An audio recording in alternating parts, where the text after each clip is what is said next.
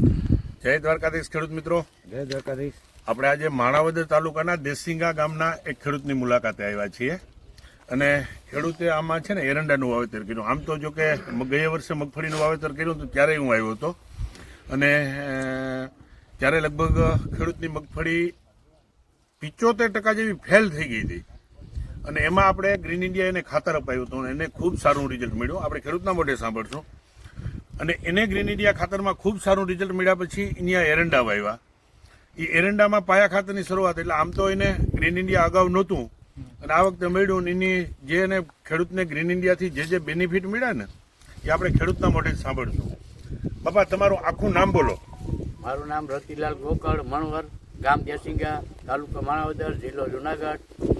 અને આ એરંડાનું વાવેતર કરેલું છે. હવે બાપા, તમે ગયા વર્ષે મગફળી વાવી હતી ત્યારે હું તમારી વાડી આવ્યો હતો.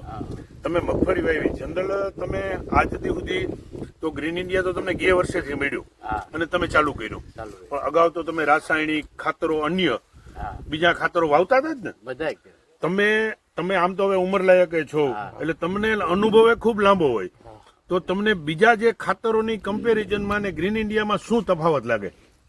અમને આમાં સારામાં સારો તફાવત લાગે. આમાં પ્યોર ખાતર અમે આ એરંડામાં નકરું ગ્રીન ઇન્ડિયા જ વાવ્યું, બરાબર, બીજું કોઈ ખાતર નહીં.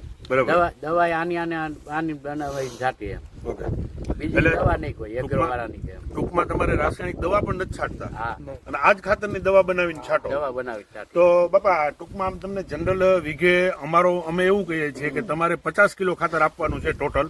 20 કિલો પાયા ખાતર, 10 કિલોના 3 ડોઝ એરંડા અને કપાસમાં, અને બાકીનો તમારે આ જ ખાતર 10 કિલો 50 લીટર પાણીનું દ્રાવણ બનાવવાનું છે. એ પ્રમાણે તમે આની બધી પ્રોસેસ કરો છો ને બધી, એટલે તમારે એવરેજ એક વીઘે 45 કિલા ખાતર તમારે જોઈએ કે 50 કિલા ખાતર જોઈએ, તો 1500 રૂપિયાના ખર્ચામાં તમારો પાક તૈયાર થઈ જાય. તો તમે જનરલ બીજા જે રાસાયણિક ખાતર, રાસાયણિક દવાઓ વાપરતા હતા ત્યારે તમે વીઘે કેટલો ખર્ચો કરતા હતા? વીઘે 2-2.5 ખર્ચો આવતો દવાનો બધે જાય, બરાબર.